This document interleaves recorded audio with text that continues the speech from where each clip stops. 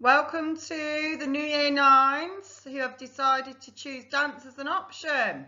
We've got lots of us by the looks of the list. There's about 20 people on there at the moment, so that's fantastic.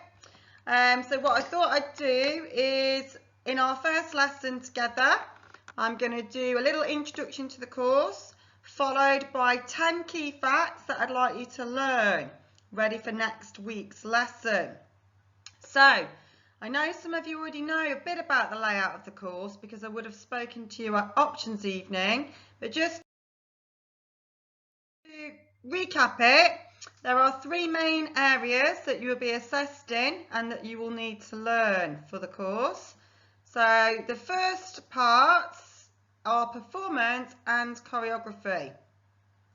The first part of a performance that we work on is a solo.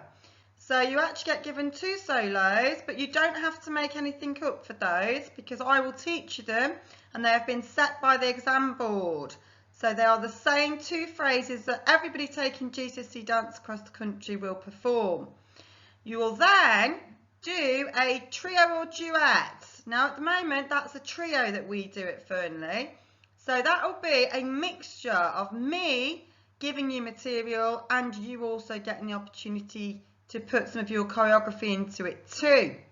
So that one's like a collaboration together. And then in year 11, so a long way off yet, but just so that you're aware, you then get, with all the practice that's gone before, your own piece. So the whole dance is then yours to choreograph.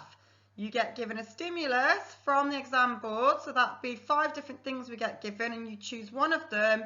And you then can choose whether you make a solo up or a group dance for between 2 to 5 dancers. So that's obviously then your choice. That part's worth 60% overall. And then the other chunk, which is 40%, is the dance appreciation.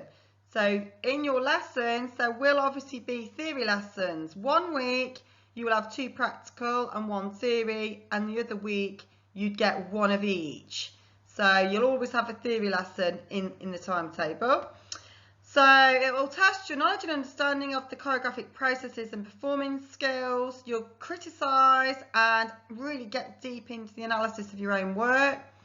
And then you will look at 6 professional dance pieces of work, which you will watch predominantly on video, and you also get the interviews with the choreographers.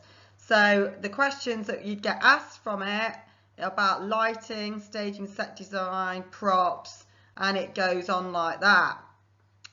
Obviously, you can pause this video at any point, so you could pause it now so you can have a proper read through of that.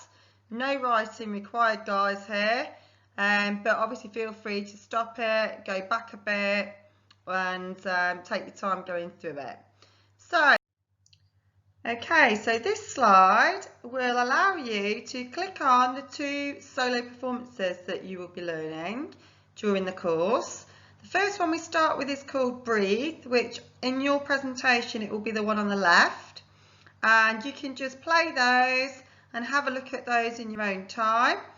And the second phrase that you learn, which is normally towards year 11, obviously depending on when we go back and exactly what we're doing, but that one's slightly harder, I would say, and that one's called Shift. Again, they're both only 30 seconds long, so the entire solo performance equates to a minute.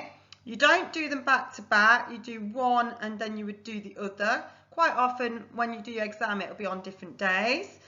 And they grow on you. So all my previous students, to start with, they're like, oh, this is a bit more difficult than you think. They look quite easy because obviously she's a professional dancer, but they're quite technical and you have to get the timing spot on. You have to try and mirror her actions, and you also have to really totally and accurately mirror her stage directions.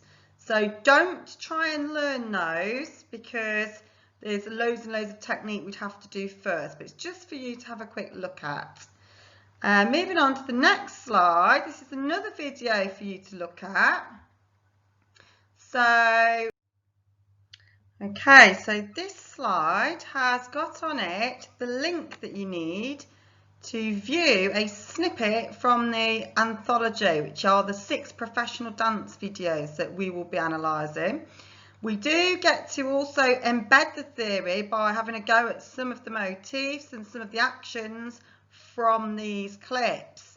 And you'll see that there's lots of different styles in it that they've done for a reason. So it's not just contemporary for this one. There's ballet, there's a hip hop piece, there's a duet that we focus on. So a lot of variety in the anthologies, which is really nice. When we start the course, you'll also watch the videos from the choreographers, and that's obviously where a lot of the knowledge comes from to be able to answer exam questions on it. So if you click on the link, that should work and take you into YouTube. If it doesn't work for some reason, just manually type in or cut and paste or the link that you can see there into the YouTube, the long URL box that you put them into. So it's like the box right at the top. Okay, so that's that one to have a look at. Is the 10 key facts that I want you to learn for next session. So the first ones, we are basing them on the safe practice in the dance studio. So what I need you to do is learn these, and you will be tested on them next lesson. Just had a bit of a technical issue there, but I think I've sorted it. So, safe practice part 1. Part 2 will focus on appropriate dance wear.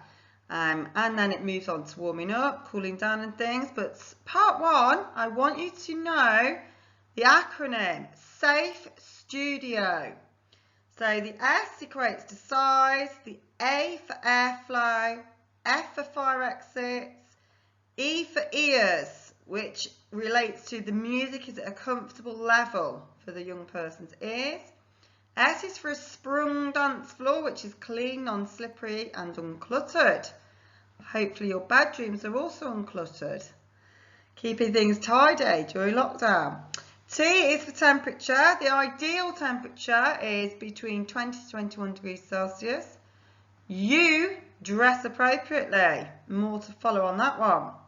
D, drinks are to be kept outside of the studio to prevent a wet floor hazard, which you'll know about from our studio already. IC for the I of studio. Well lit, natural lighting and bright. And O, I've put it in as overhead. So you think about the ceiling and the ceiling height and making sure there's enough space to be able to jump and leap without obstruction. So I want you to write down the acronym, learn what each of the letters mean, because you'll be tested on it next lesson. So that's it for lesson 1 for GCSE dance for the year 9 students that have chosen it as an option. Hope you enjoyed it, guys, and I look forward to sharing the next one with you next week. Till then, take care and stay safe, everybody.